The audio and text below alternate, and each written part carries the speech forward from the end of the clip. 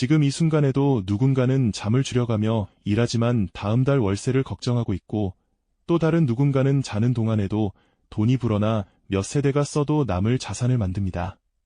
같은 세상에서 살고 있지만 돈이 작동하는 방식은 완전히 다르고, 그 차이는 노력보다 구조에서 갈라지기 시작합니다. 대부분의 사람들은 자신이 어디에 서 있는지도 모른 채 같은 게임을 하고 있다고 착각하지만 사실부의 세계에는 분명한 단계가 존재합니다. 어떤 사람은 한 단계를 넘고 어떤 사람은 추락하며 많은 사람은 중간에서 평생을 맴돕니다. 이제부터 우리가 어떤 게임판 위에 서 있는지, 그리고 다음 칸으로 넘어가면 무엇이 달라지는지 본격적으로 이야기를 시작해 보겠습니다. 가장 아래에 있는 첫 번째 단계는 생존의 단계입니다. 이 단계에 있는 사람들에게 하루는 시작부터 이미 밀린 상태로 열리는데, 월세와 공과금이 머릿속을 떠나지 않고 냉장고는 비어 있으며 통장 잔고는 바닥을 보이기 쉽습니다. 안정적인 직업을 갖지 못한 경우가 많고, 단기 알바나 저임금 노동을 전전하면서도 수입은 기본적인 생활비조차 감당하지 못하는 경우가 흔하죠. 아무리 아끼고 줄여도 계산기를 두드리면 항상 마이너스가 나오고 결국 가족이나 지인, 금융권 대출에 의존하게 되는데, 이 빚은 숨을 돌릴 틈을 주지 않습니다. 이 단계에서 중요한 점은 의지가 부족해서가 아니라 구조적으로 빠져나오기 어려운 환경에 놓여 있다는 사실입니다. 교육 기회가 제한되어 있고 기술을 쌓을 시간과 여유가 없으며 당장의 생존이 모든 판단을 지배하기 때문에 장기적인 계획을 세우기 어렵거든요.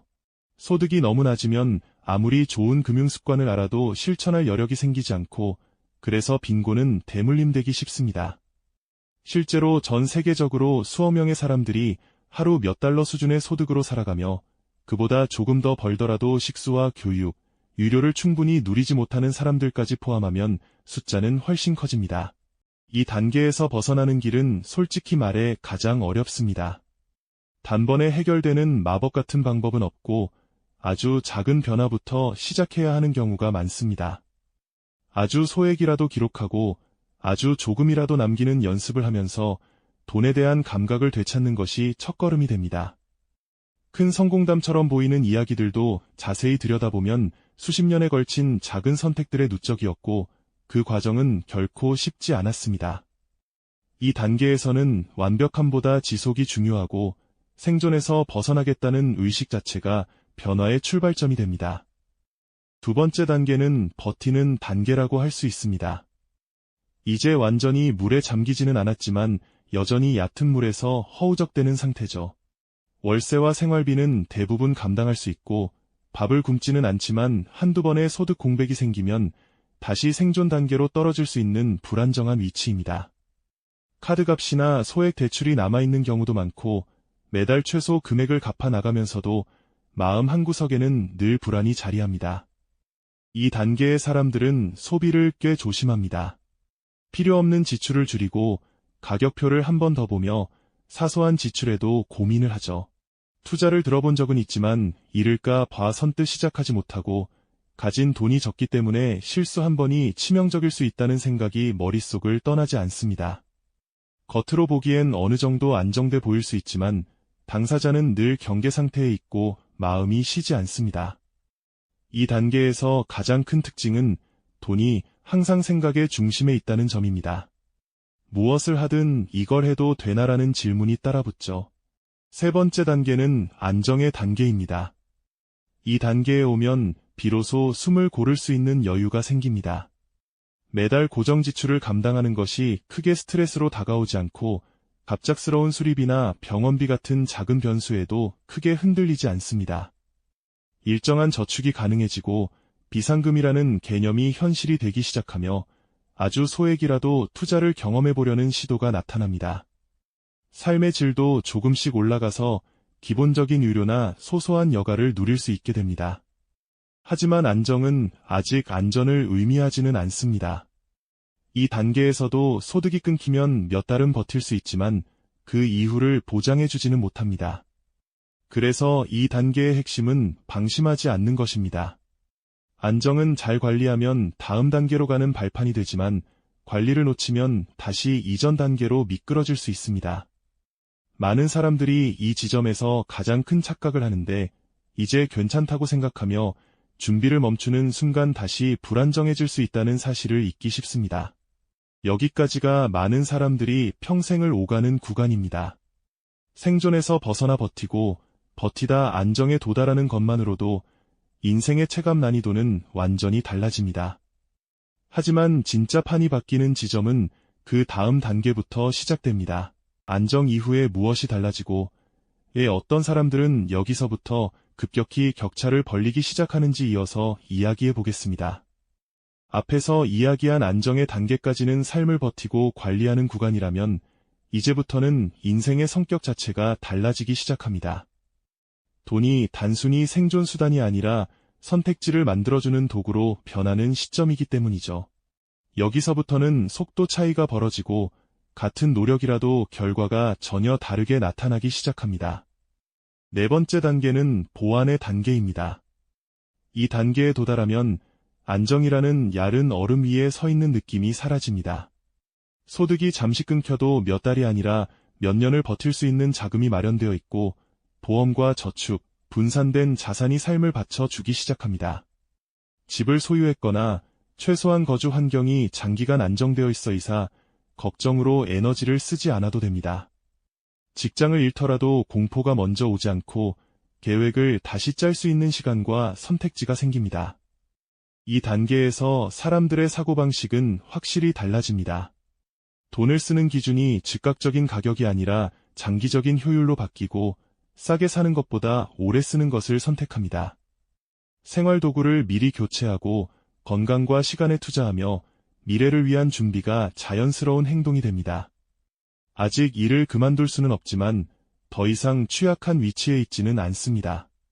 이 단계에 들어서면 돈이 삶을 위협하지 않고 삶을 지탱하는 역할을 하기 시작합니다. 다섯 번째 단계는 독립의 단계입니다. 많은 사람들이 꿈꾸는 지점이 바로 여기입니다. 이 단계에 오면 노동소득이 없어도 자산에서 나오는 수익으로 현재의 생활을 유지할 수 있습니다. 일하지 않아도 살 수 있지만 그렇다고 반드시 일을 그만두는 것은 아닙니다. 하고 싶은 일을 선택할 수 있다는 점이 핵심이죠. 이 단계에 있는 사람들은 더 이상 돈을 벌기 위해 일하지 않고 돈을 관리하고 설계하는 데 집중합니다. 이 시점부터는 소비 습관도 크게 바뀝니다. 가격표를 보지 않는다고 해서 사치스럽게 사는 것이 아니라 불필요한 소비 자체에 흥미를 잃는 경우가 많습니다. 대신 세금, 자산 배분, 현금 흐름 같은 것들이 주요 관심사가 됩니다. 삶의 주도권이 시간과 선택으로 이동하면서 반쯤 은퇴한 것 같은 상태를 경험하게 됩니다. 이 단계는 많은 사람들이 인생의 종착지로 삼아도 충분히 만족스러운 위치입니다. 여섯 번째 단계는 자유의 단계입니다. 독립을 넘어선 이 단계에서는 하루의 구조를 스스로 설계할 수 있습니다. 언제 일할지, 언제 쉬고 어디로 갈지 타인의 일정에 맞출 필요가 없습니다. 여행을 가고 싶으면 시기를 고민하지 않고 일은 필요해서가 아니라 의미가 있기 때문에 선택합니다. 이 단계의 사람들은 돈으로 시간을 사고 그 시간을 자신이 중요하게 여기는 것에 씁니다. 흥미로운 점은 이 단계에 있는 사람들 중 상당수가 여전히 일하고 있다는 사실입니다. 하지만 그 일은 생존이나 소득을 위한 것이 아니라 재미와 영향력을 위한 활동에 가깝습니다. 돈에 대한 스트레스가 사라지면서 판단은 더 차분해지고 삶의 만족도는 소득과 거의 무관해집니다. 이 단계에서 진짜 자유란 무엇인지 체감하게 됩니다. 마지막 일곱 번째 단계는 풍요의 단계입니다. 이 단계에 도달한 사람들은 극소수이며 돈은 더 이상 목표가 아니라 도구이자 권력이 됩니다.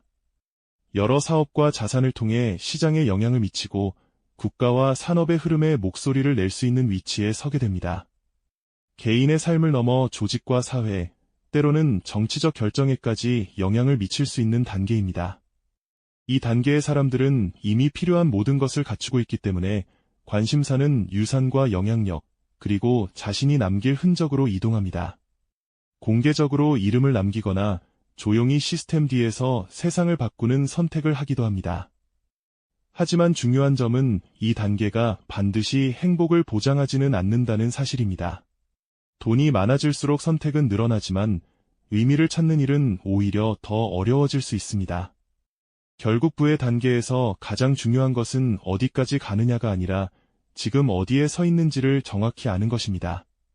생존에서 버티기로, 버티기에서 안정으로 넘어가는 것만으로도 인생의 질은 완전히 달라집니다. 모두가 최상위 단계에 도달할 필요는 없고 각자의 삶의 충분한 단계는 다를 수 있습니다. 비교는 언제나 불행을 낳지만 이해는 방향을 만들어줍니다. 지금 자신의 위치를 알고 다음 한 단계만 바라보는 것이 가장 현실적인 전략입니다. 부는 단거리 경주가 아니라 긴 흐름이고 속도보다 방향이 훨씬 중요합니다. 오늘 이 이야기가 여러분이 서 있는 자리와 다음 선택을 점검하는 데 도움이 되었기를 바랍니다.